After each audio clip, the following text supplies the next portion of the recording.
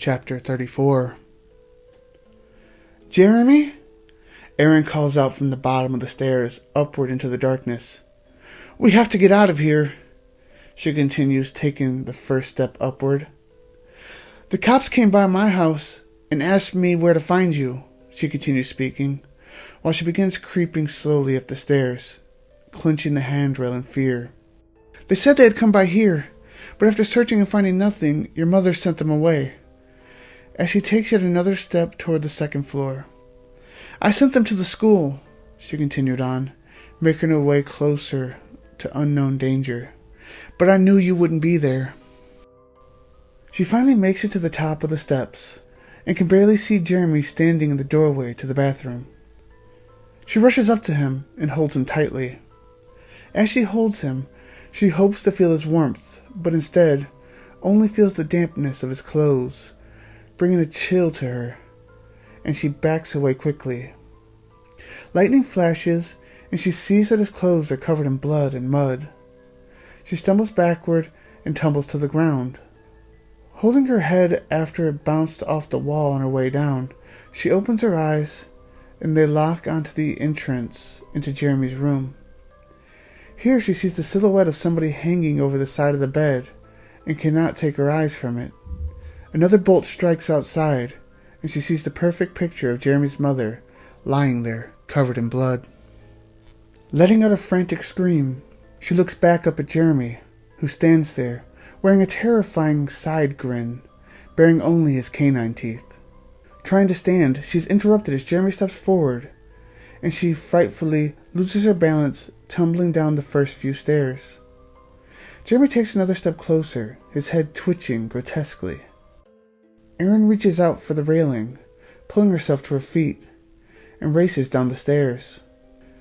Breathing heavily, she rushes for the front door, as Jeremy jumps over the rail and rushes to snatch her up, just before her hand touches the knob.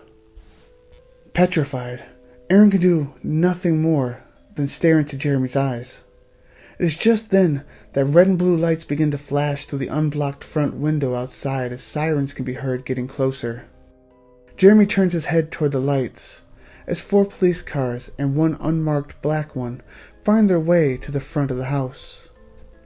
All 4 spotlights find their way onto Jeremy and Erin. All 8 officers remove themselves from their vehicles and kneel safely behind their cars, aiming their pistols and rifles at Jeremy, as Dr. Toro stands with the radio in his hand, connected to the loudspeaker of the unmarked car in the middle of the line of vehicles.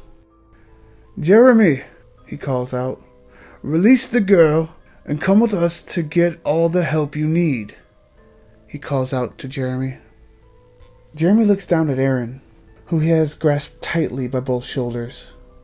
She cowers, her tears soaking her face and clothes.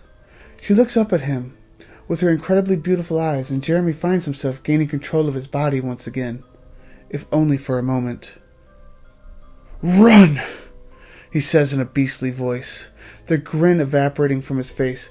Please, get away from me, Erin. As a single tear falls from his left eye. You are the only person I couldn't live with myself for having hurt, he continues. So please, hurry and run. He releases his grip on her shoulders and falls to the floor, screaming and flailing around. Jeremy scrapes and claws at any and everything while writhing around, trying to keep control of his own body and mind. Erin quickly grabs the front doorknob and turns it, but it will not open. Struggling with it, Erin pushes and pulls, but she just cannot budge it. She screams for help as 2 of the cops rush to the front door. They pound away on it, but cannot seem to budge it. The key-only deadbolt holds firm. Jeremy lets out feverishly a scream, and Erin frantically races toward the kitchen, her aim being the door from which she had entered the house. Whilst trying to make a quick turn upon entering the kitchen, she slips on the wet, muddy linoleum and slams to the floor with great force. Hurt, she slowly rises to her feet. She limps forward to the door as she feels a hand on her shoulder. Turning quickly in fear, she now faces down 2 loaded pistols. It seems the two cops from the front door had broken through the front window and made their way to the kitchen just behind her. Aaron must have been in too much of a panic to have noticed. "It's okay," the one who had grabbed her said to the other. "It's the girl." The other officer nods and continues his search of the house. "Are you hurt?" the officer asks as he checks her for injuries. Aaron finally starts to calm herself a little and realizes it's Detective Forrest. She is somehow not too relieved to see him. "No," she answers back, obviously shaken up. "I think I'm okay." Forrest scans the kitchen and front room, then turns back to her. "Aaron, correct?" he asks, to which she nods. "Where did he go?" he questions. "Where is Pearson?"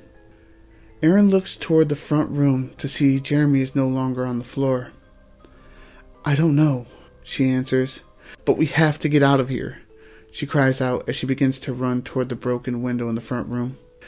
"This isn't Jeremy anymore," she cries, beginning her sprint to the window. "Wait! Don't run!" Detective Forrest whispers loudly. "You need to be careful!" She doesn't listen and continues to run for the window, so Detective Forrest has little choice but to chase after her to keep her safe. Just as they reach the front window, they hear a scream from behind. They both turn, and with Aaron paralyzed with fear in the front room, Forrest makes his way back into the darkness with gun drawn firmly toward the scream. All Aaron can see as he reaches the doorway to the kitchen is his outline. As he turns into the kitchen, he sharply pauses and begins to shake. He falls to his knees and then to the floor. There he lies, convulsing for a moment, before becoming completely still. Aaron falls to her knees in the broken glass as she hears the officer's radio begin to speak.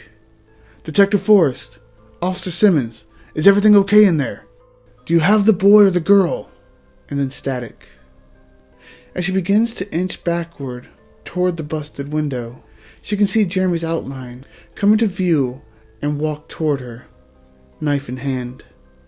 Another bolt lights the room, and she can see blood streaming from the tip of the blade, forming a trail behind Jeremy as he steps toward her.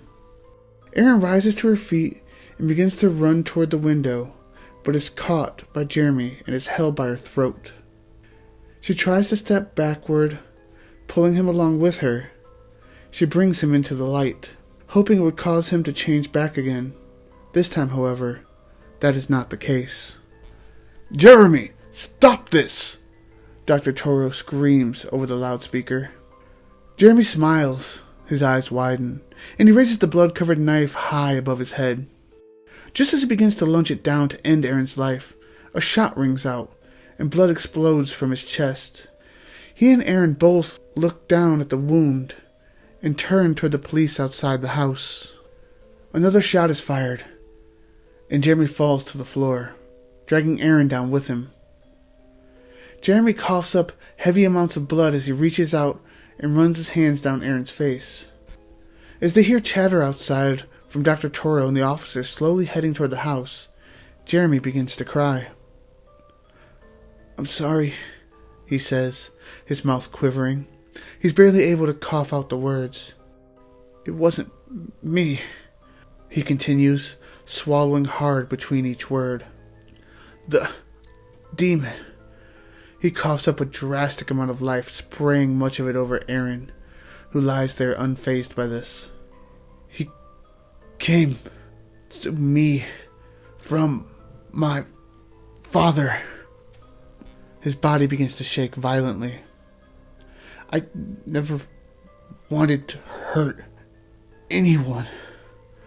I'm so sorry."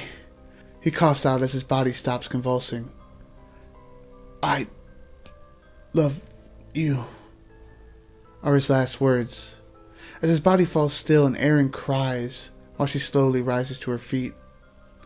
She walks up to the window, seeing multiple officers make their way up the lawn, slowly and nervously. "He's dead," she calls out to them, standing in the window.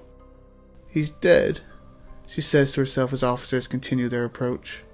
The cops loosen up a little and calmly walk toward the house. 3 of them begin to try to break the door in again, as Dr. Toro tells the cops to turn the searchlights off, as to not further Aaron's shock with the bright lights.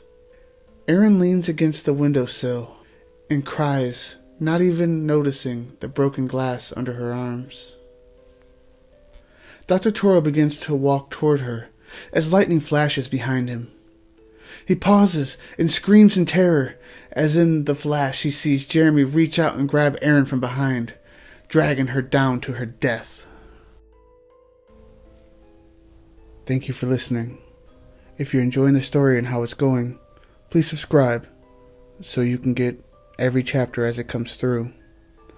Discuss in the comments, plot threads, and where you think the story's going. Share with anybody you think might find it interesting. Until then, I'll see you next video.